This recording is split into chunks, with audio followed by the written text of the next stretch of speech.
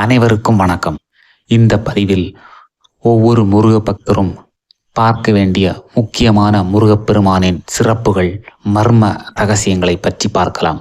வீடியோவை ஸ்கிப் பண்ணாமல் முழுவதும் பாருங்க. மறக்காம நம்ம சேனலை சப்ஸ்கிரைப் பண்ணுங்க. முருகப்பெருமானுக்கு முகங்களும் 6, முருகனின் படை வீடுகளும் 6, முருகனை வளர்த்த கார்த்திகை பெண்களும் 6 பேர். சரவணபவ என்ற முருகப்பெருமானின் திருமந்திரமும் 6 எழுத்து. ஜாதகத்தின் 6ஆம் இடம் பொதுவாக விரோதம், கடன், ரோகம், சத்ரு போன்றவற்றை குறிக்கும். இந்த அனைத்து தோஷங்களையும் போக்கும் வல்லமை கொண்டவர் முருகன் மட்டும்தான். யார் இந்த முருகன்? முருகன் எப்போது, எப்படி இந்த பூமியில் அவதரித்தார்? தேவர்களை அடிமைப்படுத்தி வைத்திருந்த சூரபதுமனையும் அவரது சகோதரர்களையும் அழிப்பதற்காக ஈசனின் நெற்றிக்கண்ணில் இருந்து தோன்றியவர் முருகப்பெருமான். அவர் சூரபதுமனின் ஆணவத்தை அழித்து அவனை தனக்குள் ஐக்கியப்படுத்தி கொண்ட நாளை சூரசம்கார தினம் என்ற வகையில் நாம் கந்தசஷ்டி நாளில் கொண்டாடி வருகிறோம். திருப்பரங்குன்றம் முருகப்பெருமானின் அறுபடை வீடுகளில் முதன்மையானது இந்த திருத்தலம்.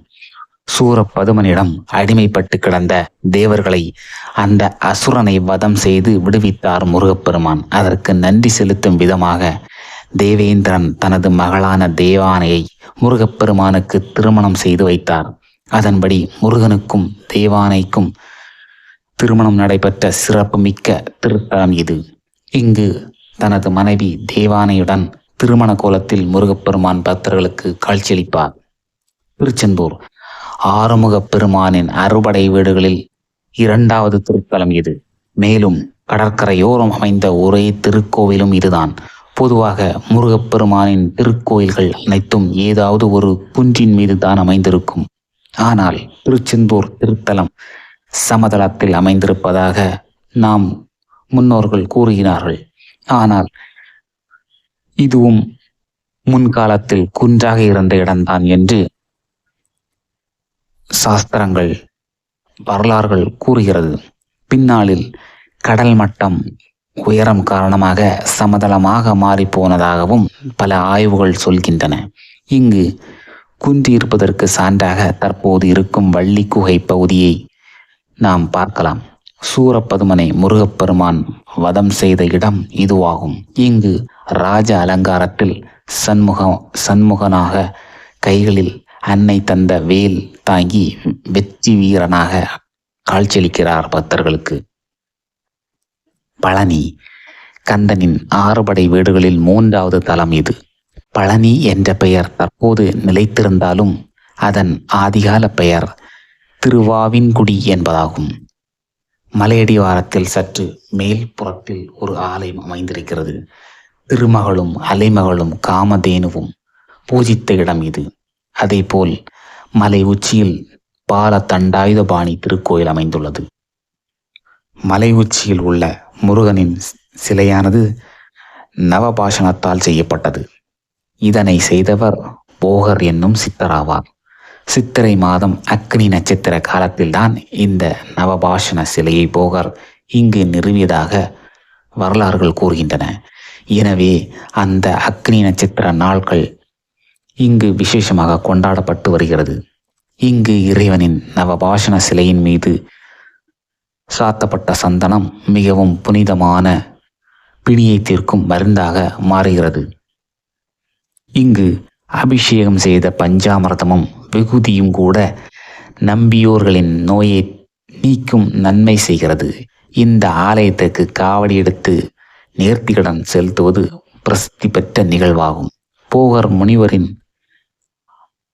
முனிவரும் அருணாகிரிநாதர், நந்தியடிகள், தேவராய சுவாமிகள், நக்கீரர் போன்ற எண்ணற்ற முனிவர்கள், சித்தர்கள் இங்கு வழிபட்டு முருகனிடம் ஆசி பெற்றார்கள். சுவாமிமலை முருகப்பெருமான் தன் தந்தையான ஈசனுக்கு உபதேசம் செய்த இடம் இந்த சுவாமிமலை. இது முருகப்பெருமானின் அறுபடை வீடுகளில் 4வது திருத்தலம். சுவாமி என்பது இங்கு எல்லோருக்கும் பெரியவராகிய சிவபெருமானையே குறிக்கிறது. இருப்பினும் மகனுக்கு சீடனாக இருந்து ஈஸ்வரன் உபதேசம் பெற்றதால் குருவாகிய முருகனுக்கு மேல் பகுதியிலும் சிவனுக்கு கீழ்ப்பகுதியிலும் சன்னதிகள் அமைந்துள்ளது இந்த சுவாமிமலையின். திருத்தணி. சூரபதுமனையும் அவரது சகோதரர்கள் சிங்கமுகன், தராசுரன் ஆகியோரை முருகப்பெருமான் வதம் செய்தார். அவர்களின் அழிவு வழி போராட்ட கோலத்தில் ஆவேசமாக இருந்த முருகப்பெருமான் தன்னுடைய கோபம் தணிய வந்து அமர்ந்த ஸ்தலம்தான் இந்த திருத்தணி. சிறு என்றால் கோபம் என்றும் தனி என்றால் குறைத்தல் என்றும் பொருள்.